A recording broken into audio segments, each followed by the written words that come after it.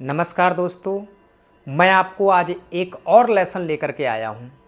सभी लोगों का सपना होता है कि मैं एक बड़ा बिजनेसमैन बनूँ या एंटरप्रेन्योर बनूँ, एक कोई अपना प्रोडक्ट लॉन्च करूँ और लग्जरी लाइफ को जीऊँ। लेकिन कर कौन पाता है? मैं आपके लिए ये 4 पॉइंट आज लेकर के आया हूँ। देखो, आइडिया सभी के पास होते हैं, लेकिन आइडिया से एक्शन में बदलना ये सबसे बड़ा काम होता है। हमारे माइंड में कोई आइडिया आया, हम उस पर एक्शन कैसे लें, हम उसको एक्शन में बदलें कैसे। इसके लिए जैसे कि अमेज़न का मालिक जेफ बेजोस, उसके दिमाग में आइडिया आया कि मैं ऑनलाइन डिलीवरी करूं, तो अब बुक सेलिंग से उसने शुरुआत करी। अगर वो आइडिया को केवल अपने अंदर ही रहने देता तो आज इतनी बड़ी ई कॉमर्स कंपनी, जो दुनिया की सबसे बड़ी कंपनी का मालिक नहीं बन पाता। इसीलिए आपके दिमाग में जो आइडिया आए उस पर एक्शन लेना ज़रूरी है। ये ज़रूरी नहीं है कि आपके पास आइडिया है तो आप एक बिजनेसमैन हो। जब तक उसको एक्शन नहीं लोगे तब तक कामयाब नहीं हो सकते। वो चाहे छोटा हो चाहे बड़ा हो, लेकिन आइडिया आइडिया होता है, उसको बड़ा करने की सोचना चाहिए।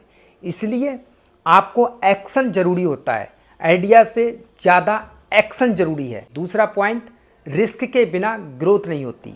लोग कहते हैं कि बिजनेस में रिस्क बहुत है, अगर मैं कोई व्यापार किया, पैसा डूब गया तो क्या होगा, या फिर मैं कैसे किस तरीके से मैं रिस्क लूँगा। अगर यही बात एलन मस्क ने सोची होती, उसने तो ये फ्यूचर्स को कंट्रोल करने की कोशिश की। उसने तो इस दुनिया से बिल्कुल अलग सोची कि वो रीयूजुअल रॉकेट बनाने चाह रहा था।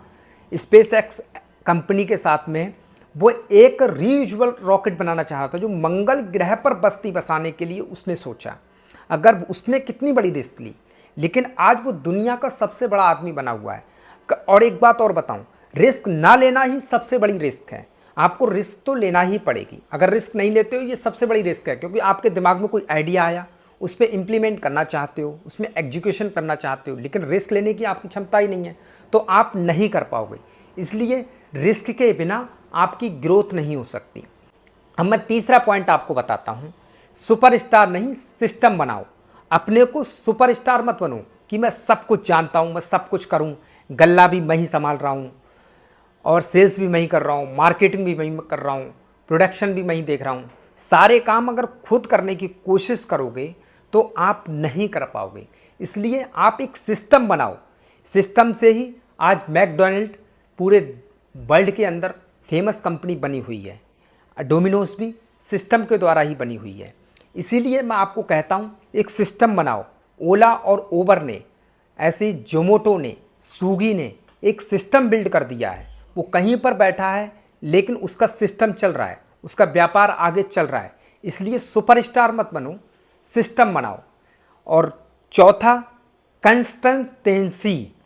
आप हमेशा रेगुलर कुछ ना कुछ करते रहो, कुछ ना कुछ सीखने की कोशिश करो।